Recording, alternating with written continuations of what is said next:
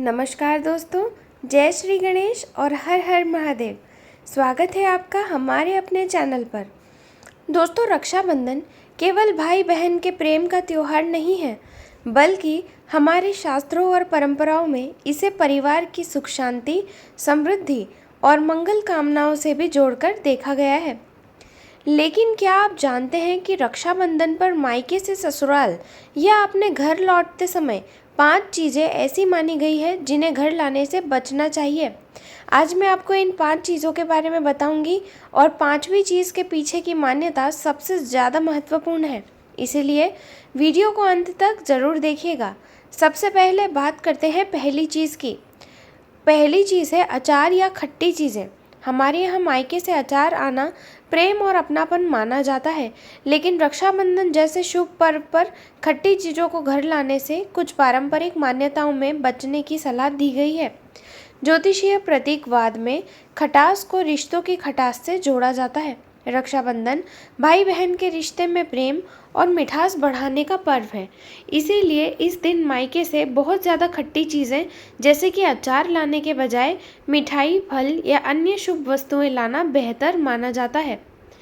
दूसरी चीज़ है झाड़ू या साफ सफाई का सामान। अब दूसरी चीज़ झाड़ू साफ सफाई से जुड़ा सामान है। भारतीय परंपरा में झाड़ू को देवी लक्ष्मी से जोड़ा जाता है और इसे घर की गंदगी बाहर निकालने का प्रतीक माना जाता है। इसीलिए कुछ लोक मान्यताओं के अनुसार शुभ पर्व पर मायके से झाड़ू या इस्तेमाल किया हुआ सफाई का सामान घर लाने से बचना चाहिए। रक्षाबंधन के दिन ऐसी वस्तु के बजाय कोई शुभ और उपयोगी वस्तु लाना अधिक मंगलकारी माना जाता है। तीसरी चीज़ है काले या सफ़ेद रंग के कपड़े। तीसरी चीज़ जो काले और सफ़ेद रंग के कपड़े हैं, यहाँ ये समझना ज़रूरी है कि काला या सफ़ेद रंग अपने आप में अशुभ नहीं है, लेकिन ज्योतिषीय प्रतीकों में काले रंग को शनि और गंभीरता से तथा सफ़ेद रंग को वैराग्य या अलगाव जैसे भावों से जोड़ा जाता है। इसीलिए रक्षाबंधन जैसे प्रेम और उत्सव के पर्व पर कुछ पारंपरिक मान्यताओं में मायके से इन चीज़ों को या कपड़े लाने से बचने की सलाह दी जाती है। इसके बजाय लाल, पीला, गुलाबी या हरे जैसे शुभ रंग और उत्सव वाले रंगों को प्राथमिकता दी सकती है। चौथा है खाली बर्तन।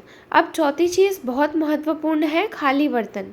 रक्षाबंधन पर अगर मायके से कोई नया बर्तन, डिब्बा या पात्र दिया जा रहा है तो उसे बिल्कुल खाली देने के बजाय उसमें थोड़ी सी मिठाई, चावल, गुड़, फल या कोई शुभ वस्तु रखकर देना कई परंपराओं में शुभ माना जाता है। इसका कारण बहुत सुंदर है। खाली बर्तन को खालीपन या अभाव का प्रतीक माना जाता है, जबकि भरा हुआ पात्र अन्न, समृद्धि और पूर्णता का प्रतीक होता है।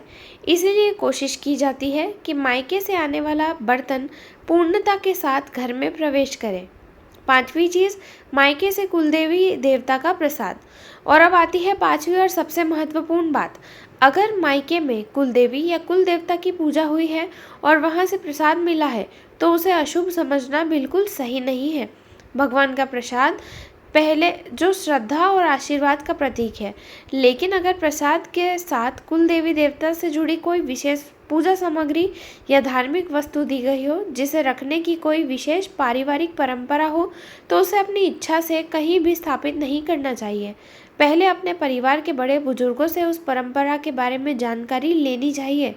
प्रसाद को श्रद्धा से ग्रहण करना और उसका सम्मान करना ही सबसे महत्वपूर्ण है। अब दोस्तों, एक छोटा सा रक्षाबंधन उपाय भी जान लीजिए।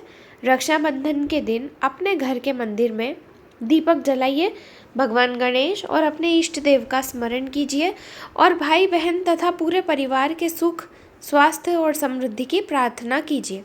अगर संभव हो तो भगवान को अक्षत, कुमकुम और मिठाई अर्पित करें। याद रखिए, रक्षाबंधन का सबसे बड़ा शुभ भाव है रिश्तों में प्रेम, सम्मान और मिठास बनाए रखना। तो दोस्तों, आज आपने जाना कि रक्षाबंधन पर मायके से किन 5 चीज़ों को लेकर पारंपरिक मान्यताओं में सावधानी बताई गई है। अचार या खट्टी चीज़ें, झाड़ू या साफ सफाई का सामान, काले या सफ़ेद कपड़े, खाली बर्तन और कुल देवी देवता से जुड़ी विशेष पूजा सामग्री। इन बातों को अपनी पारिवारिक परंपराओं और श्रद्धा के अनुसार समझें और सबसे ज़रूरी बात, रक्षाबंधन के दिन भाई बहन के रिश्ते में प्रेम और मिठास जरूर बढ़ाएं। अगर आपको ये जानकारी उपयोगी लगी हो तो वीडियो को लाइक करें, अपने भाई बहन के साथ शेयर करें और चैनल को सब्सक्राइब ज़रूर करें। कमेंट बॉक्स में जय श्री गणेश लिखकर अपनी उपस्थिति ज़रूर दर्ज कराएं। मैं मिलूँगी आपसे अगली वीडियो में और नए उपायों के साथ। तब तक के लिए खुश रहिए, स्वस्थ रहिए और भगवान की कृपा हमेशा आप पर बनी रहे। हर हर महादेव।